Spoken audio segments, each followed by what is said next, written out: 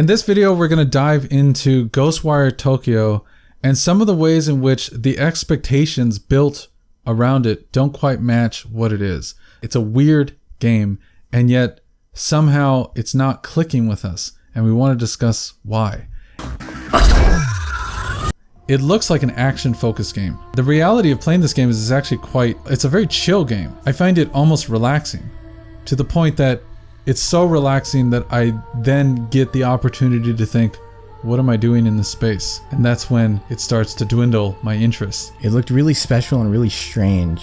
It had a sense of style that I was really into as soon as I saw the first little teaser trailer. And I think that style is there. There are certain aspects of it that look really interesting, like the hand movements. It seems like they put a lot of thought into those hand movements to make them take advantage of your understanding of even just the concept of pulling on a wire. The fact that the wire is made of light means that you cannot visually prove that it is taut, but they make it look taut by having him put both hands on it in a way that looks like he's stretching it. The struggle in the animation gives it away. Yeah. And so there's great touches like that, but I think it's packaged in a way that feels pretty boring pretty quickly.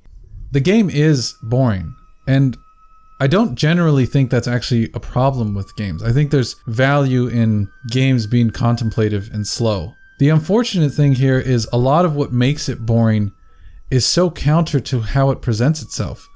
Because it looks otherwise like, especially if you see the combat and like the kind of moves that you can switch between like so water and fire and wind. And by switching in between each of those things, those become your different attacks and you can charge them. And it looks like there's groups of enemies that you're always fighting against. And there's this sense from the outset that this is going to be a game focused on strategy in combat. And the strategy doesn't seem to really be there in the actual moment-to-moment battles that you're doing. And in fact, I found the battles distracting in an annoying way. Like they often felt too long. And there wasn't enough of my input into what's happening in these battles.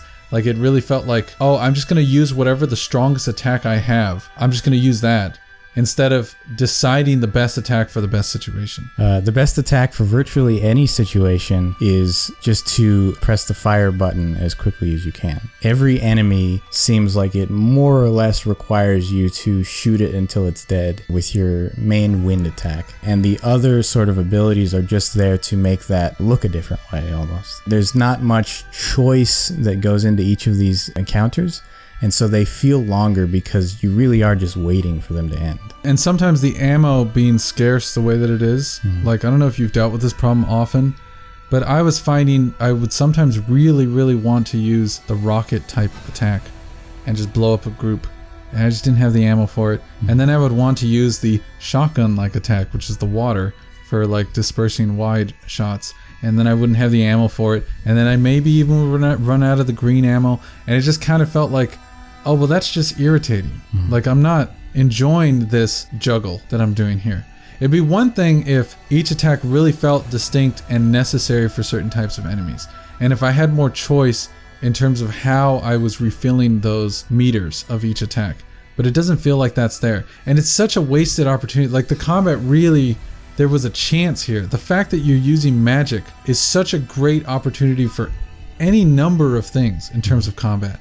Like, you really could have had it be super elaborate and adaptive to each situation, but the reality of the experience of the game is you're really just waiting to have ammo for the stronger attack, and when you don't, you're just using the weaker one and the battle lasts a little bit longer. And you level up and the battle ends faster. It's not like the battles get more enjoyable. I find that a wasted opportunity in a lot of ways, especially in the ways that it's counter to what I think is a reasonable expectation looking at it.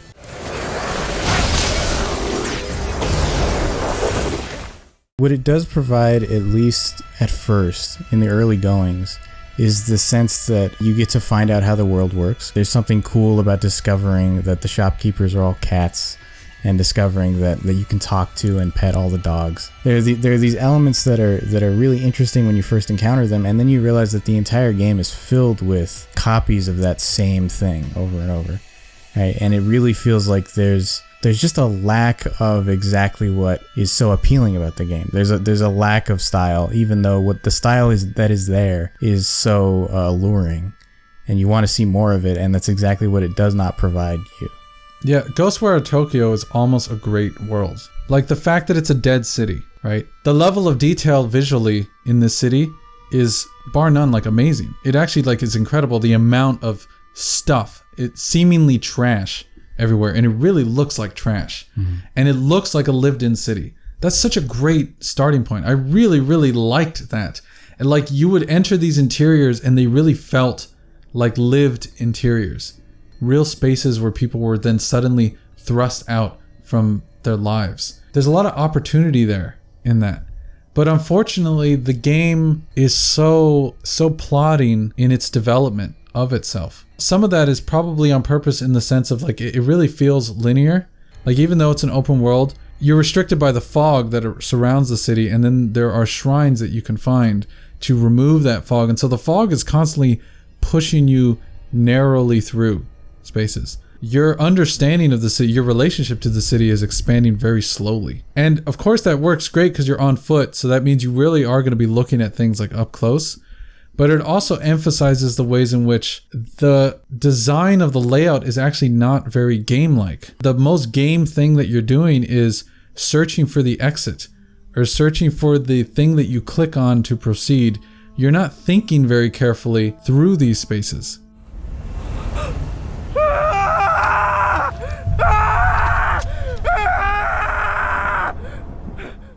One thing that's less negative. The game is nice about how it structures itself in the sense of it doesn't force you to do all the side content if you don't want to. There's a lot of stuff to collect. Like there's tons of souls to collect throughout the city. But so much of what you can unlock by collecting these souls is cosmetic. And that's a really smart idea for these types of open worlds. Because that really feels like a choice that I as a player can make whether I value that. And for me personally, I don't care that much about that stuff. Now I did continue to collect a lot of souls, just because it was nice to just pick them up along the way. But I didn't really feel like I was missing out a lot by not searching every single nook and cranny. And that did help a little bit in terms of pushing the game forward. And I did really love the look of these spaces.